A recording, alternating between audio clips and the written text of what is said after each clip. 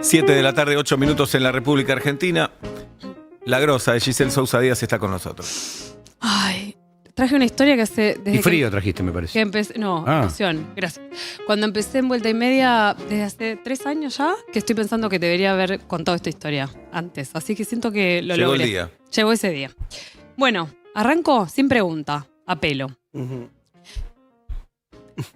Fue un montón. ¿Quieren que arranque de vuelta? No. Vamos para adelante. Dale.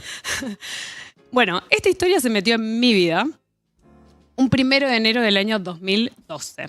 Feriado, 1 de enero, un calor insoportable como todos los 1 de enero. Yo estaba en mi casa, había pasado la noche de Año Nuevo con mi familia en Hurlingham. Nos levantamos a la mañana, al mediodía. Mi papá encendió la tele, quedó prendido en Crónica y enseguida apareció la noticia en una placa roja gigante. La noticia decía que habían encontrado al flamante gobernador de Río Negro muerto en su casa después de haber pasado la noche de Año Nuevo. Y acá algunos datos que son claves en la historia. Había aparecido semidesnudo, gobernador, semidesnudo en su cama y con un tiro en la cara. En el momento en el que había sucedido el hecho, esto era lo primero que decían las placas rojas, no se sabía mucho en ese momento. En la casa, en la chacra, quedaban solamente 3 personas, porque había sido la madrugada, entre el 31 y el 1. Su esposa, su hija y su yerno. Yo me acuerdo perfectamente que me quedé parada mirando la tele, la boca medio abierta, haciéndome 1.000.000 de preguntas, mi papá al lado, nadie se hablaba con nadie, pero todos nos hacíamos preguntas. Y yo lo conocía al personaje, el protagonista de esta historia, el gringo Soria, el que acababa de ganar la gobernación de Río Negro, porque era un político que andaba por acá también. Sabía que era un típico caudillo peronista, ojos celestes, fachero. Entonces me acuerdo de mí mirando la tele y pensando, ¿murió? ¿Murió tipo accidente doméstico, se le escapó un tiro en la cara? ¿O lo mataron? Y como recordaba a él y sus ojos celestes y la facha, me acuerdo de mí preguntándome, ¿por qué un tiro en la cara al lado de los ojos celestes? Bueno, 10 meses después, y por eso les digo que esta historia se metió en mi vida, me tocó ir a cubrir el juicio General Roca en Río Negro. Así que hoy les voy a contar todo lo que se develó en ese juicio, porque hubo muchos más secretos de alcoba de lo que cualquiera se puede imaginar. Y les decía antes que esta historia tiene 1000 títulos posibles, pero el título es Pueblo Chico, Infierno Grande. ¿Los conocen? ¿Conocen al gringo Soria? Sí, me acuerdo del caso. Sí, del caso. ¿Recuerdan la historia? Sí. ¿Se acuerdan la historia no sé tanto, me acuerdo del caso, sí. La recuerdo como una historia donde muchas veces no sabías de qué lado estabas. Esa incomodidad, digo, más vale que hay un asesino y una víctima, pero cuando empezabas a entretejer la historia no sabías... Es más fácil una historia donde hay un bueno y un malo. Les cuento quién era quién. El gringo Soria era el típico caudillo peronista, estaba casado de toda la vida con su mujer, Susana Freidós, estaban juntos desde la adolescencia, habían venido del interior a Buenos Aires, él se había recibido de abogado, muy jovencitos, ella se había recibido de nutricionista en la UBA, hasta ahí, vidas parecidas. Habían tenido 4 hijos juntos y acá es donde sucede una de las claves de la historia para mí, fíjense cuando les estoy diciendo en el principio de sus vidas. Ella renuncia a su carrera para quedarse criando a los hijos y que él pudiera escalar en su carrera política. Un acuerdo de pareja, que los hay, y más en esa generación, en esa época, un acuerdo de pareja. Pero yo creo que ahí hay una clave. Bueno, sucedió. Más allá de los juicios de valor que podamos hacer sobre la carrera política que él tuvo, la tuvo. Soria fue ministro de Seguridad y Justicia de Duhalde, diputado nacional, titular de la CIDE, 2 veces intendente de General Roca. Y cuando fue asesinado, hacía 21 días que había logrado lo que él de verdad quería.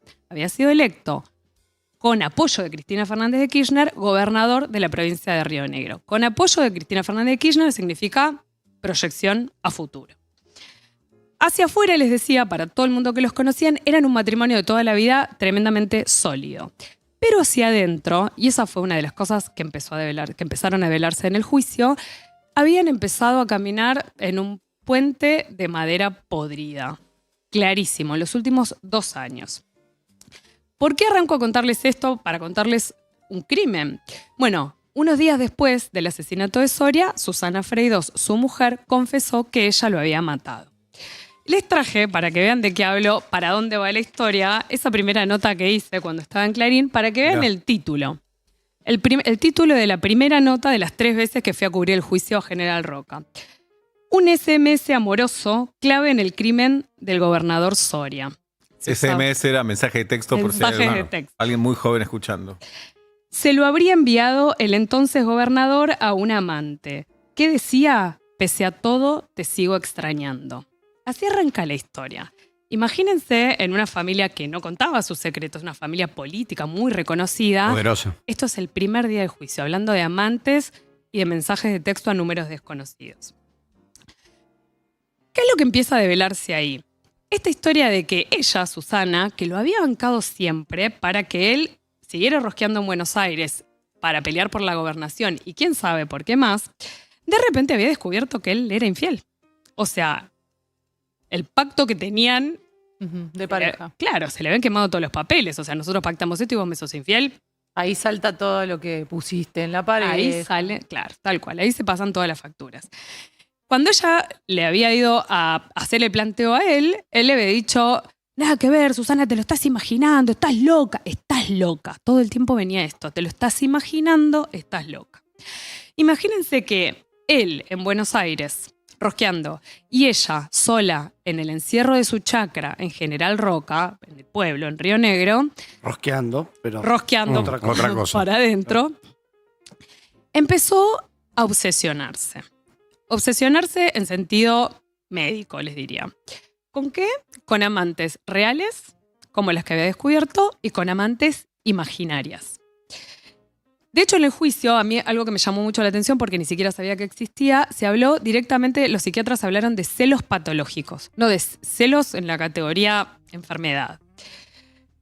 Cualquiera que escuche la historia puede decir, bueno, señora, a todos nos pasó una cosa así, nos están cagando, vaya al psicólogo, haga algo. Pero no es tan fácil ir a terapia en un pueblo. No es tan fácil, ¿no? Y si vos vas y contás todo, y el otro te traiciona y cuenta... Y ellos muy conocidos, además. Muy conocidos. Imagina lo que le está pasando a la familia Schumacher.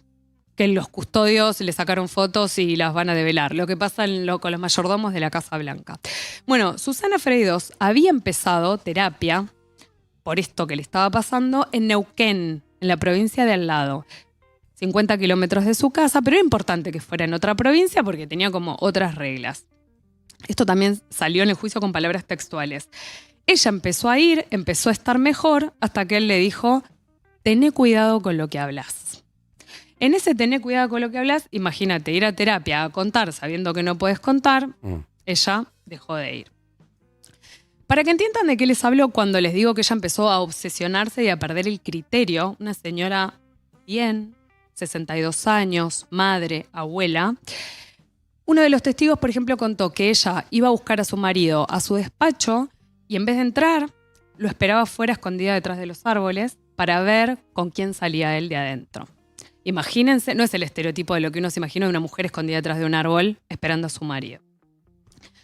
En el juicio declaró un montón de gente, amigos de la familia, familias, bueno, un montón, pero la que yo sentí todo el tiempo que tenía posta, una verdad indiscutida, ¿quién se imaginan que era? Su secretaria. ¿La secretaria de Soria? De Soria. ¿Alguna nuera? Un hijo No. o hija. Su amante. No, El personal doméstico. exactamente. Exactamente. La empleada doméstica era la que estaba con Susana Freydos todo el día en la casa y la veía como estaba. Entonces fue la única que declaró llorando desconsoladamente. Piensen que los hijos tenían otro rol terrible, terrible. Tenían que tratar de mostrar que la madre estaba fuera de sus cabales para que no le dieran cadena perpetua. Porque ya habían perdido al padre y si no perdían también a la madre. O sea, los hijos los eximo de cualquier situación complicada que hayan, porque hicieron lo que pudieron. La empleada doméstica la adoraba a la señora y contó llorando desconsoladamente que Susana estaba todo el día con una gran depresión, dijo lloraba todo el día. Yo encontraba pastillas en la jabonera y copas entre los toallones, lo cual dio a entender, y después lo confirmaron, que estaba mezclando Alplax con alcohol. Estaba en una situación, realmente estaba perdiendo los estribos. Y ella decía, yo todo el tiempo esperaba que el señor volviera de Buenos Aires para ver si podía contenerla, pero el señor llegaba de Buenos Aires y le pasaba por delante como si ella fuera un mueble. ¿Qué pasó la noche del crimen?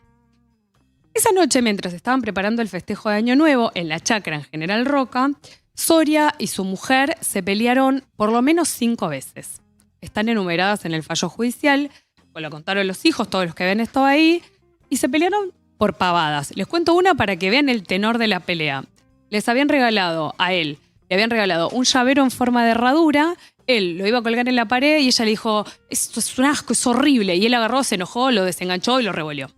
Después se pelearon porque él estaba cortando la carne gruesa, después se pelearon porque había un karaoke y él estaba cantando Cacho Castaña y ella le dijo, sos un ridículo. Ella estaba enojada a la vista de todos por pavadas, pero en realidad ella estaba furiosa porque hacía 9 días que había descubierto el mensaje de texto que acabo de contarles y además sabía o creía saber quién era el amante. Supuestamente una kinesióloga de 36 años, la edad de su hija, la mitad de los años que tenía ella. Y en su cabeza, hay que ver si esto era fantasía o tenía algún atisbo de realidad, ella decía, y se lo planteó a él, yo que te banqué toda la vida, ahora te vas a ir a la residencia de gobernadores en Viedma y en vez de ir conmigo como primera dama, te vas a ir con tu amante. Alguien que había estado 40 años bancando ese momento para llegar a ese momento también para ella. Soria, todo lo que les estoy contando salió en el juicio, no es que lo digo por decir, porque lo contaron gente que estaba ahí con ellos. No había hecho nada para desactivar esa bomba, que era el terror que tenía ella, de que él se fuera con la amante a la residencia de Viedma. Al contrario, le decía, ¿para qué vas a venir? ¿Para romperme las pelotas? ¿Para qué vas a venir? Entonces, ese fantasma siguió inflándose. La justicia dijo, habló de las peleas de esa noche, que fueron los minutos previos del asesinato. Cada una de esas discusiones, les leo, fueron las válvulas de escape que encontró ella para liberar la presión interna que venía conteniendo. O sea, las peleas ya la veían que iba a estallar de alguna manera. ¿Qué hizo él? Creo yo lo peor que podría haber hecho. Cuando terminó la noche de Año Nuevo y hubo que brindar, brindó con todos menos con ella. La dejó en un borde. A las 3:30 de la mañana, más o menos, todos los invitados se fueron. La hija conectó la alarma, las mujeres empezaron a levantar las mesas, las bandejas con las copas, las apoyaron en la mesa. Quedaban 3 personas, les decía, Susana, que era la mujer de Soria, la hija María Emilia y el yerno, o sea, el novio de María Emilia. En un momento, dice la hija, mi mamá dejó las copas así con todo en la puerta. Soria se había ido a la habitación ya a acostar. Me dijo, mi mamá dejó las copas y se fue atrás de él. Me dijo, como estaba ahí mi novio, a mí me dio vergüenza, entonces yo traté de alejarme, estaban discutiendo, me dio vergüenza. Me dijo, decía ella, pero se escuchaba igual. ¿Qué se decía? Más de lo mismo.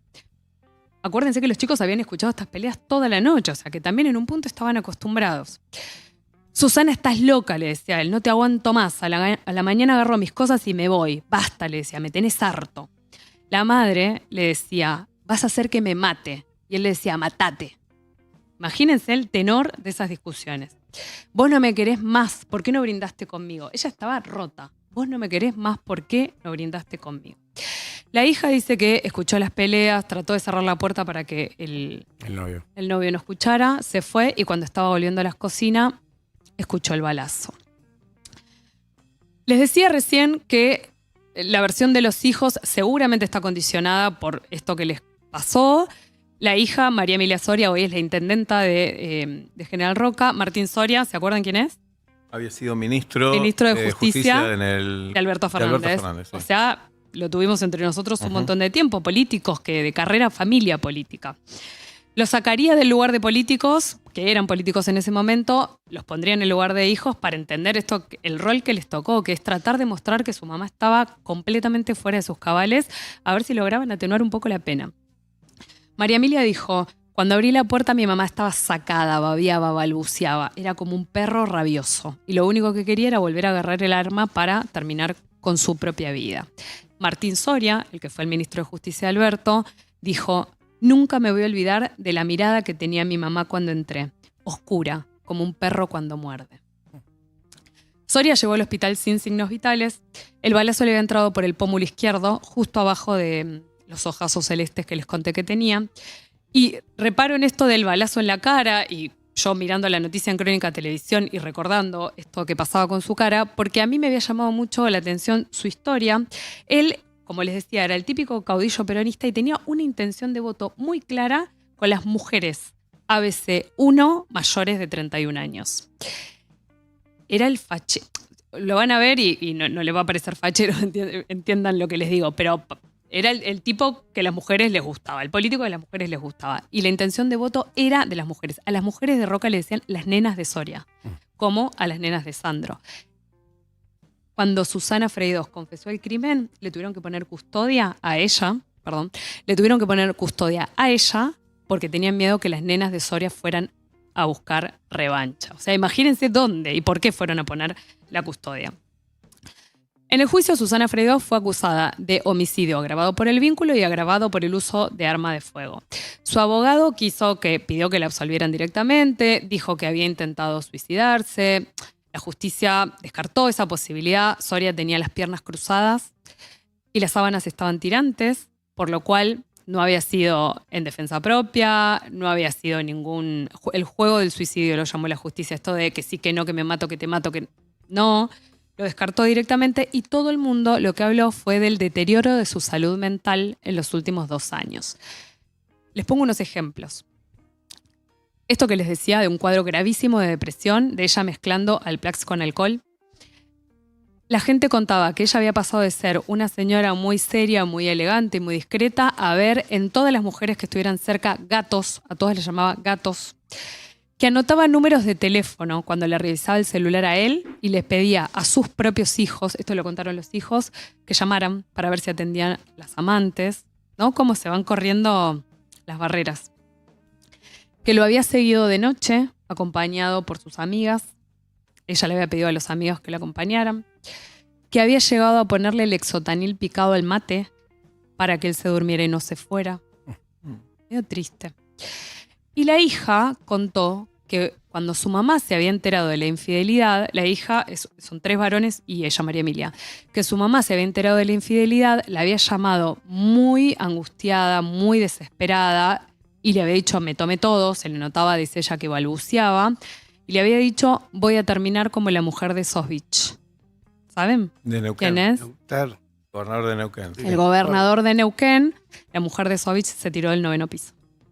Por lo cual, Neuquén, la provincia de al lado, ella sabía, tenía la sensación de que algo iba a terminar mal y que para decirle me voy a terminar tirando un 9º piso se me desbordaron todos los diques, ¿no?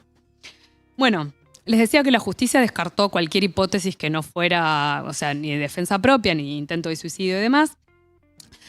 Y determinó que había habido un móvil claro en el crimen. Susana Freidós siempre dijo, yo lo maté, pero no fue mi intención. Y el móvil había sido lo que ella había sufrido durante los últimos 2 años. ¿Suficiente para no condenarla? Por supuesto que no. Si estuviéramos hablando de un hombre que mata a una mujer, ni estaríamos hablando de esto. Más vale que eso no es suficiente para no condenarla. Pero hubo algo que hizo que la justicia rebajara la pena. ¿Se imaginan qué? No. Algo de lo que les conté. No sé. ¿No? No. No tenía que ver con su estado mental, que lo descartó la justicia. Lo descartó. O sea, no, entendió que estaba en una depresión, pero que eso no le eximía porque no era inimputable por eso. ¿Se acuerdan que les conté que ella había empezado terapia y había dejado de ir porque él le había pedido que no fuera? Sí. La justicia dijo, quedó frustrado entonces un camino que podría haber atenuado el infierno de celos que padecía la imputada y quizás evitado la tragedia. La justicia entendió que si ella hubiera tenido ayuda, tal vez no hubiese terminado como terminó. Me llamó mucho la atención, Susana Freidós estuvo en el juicio todo el tiempo, a mí me hace acordar a mi mamá, una señora de esa edad, ¿no? 62 años, hasta la forma de vestirse rotísima. Y todo el mundo, los testigos que fueron, los hijos y todos, incluso los jueces, hablaron todo el tiempo de ella como una madre muy amorosa. Una mamá muy preocupada por sus hijos y muchas veces a cargo sola de su crianza. Uno de los jueces escribió esto. Una madre sola y una amorosa abuela. una buena mujer que no pudo incorporar el desamor. Una mujer que por acompañarlo a él se había quedado sin proyectos propios. Todas estas circunstancias la han vencido y la han arrastrado no solo al crimen, sino con anterioridad a consumir bebidas alcohólicas, antidepresivos y a desarrollar comportamientos que escapan a los de una persona normal. O sea, hasta la justicia vio quién era ella más allá de lo que terminó pasando. Susana Freydos no fue condenada a perpetua, pero fue condenada a 18 años de prisión. Y el año pasado, esto era cuando tenía 62 años, el año pasado cumplió 72 años y le dieron el beneficio de la libertad y desde entonces cumple su pena Adentro de la cárcel, digamos. adentro de la casa de otra persona en Neuquén. Ok. A su casa no puede volver. Tremenda historia, Tremenda. Giselle. Bueno, me imaginaba todo el tiempo el documental o la serie. Sí, el ¿No? libro decíamos en ese momento. El libro también. Sí, Gracias, por favor. Giselle Sousa Díaz, en Vuelta y Media.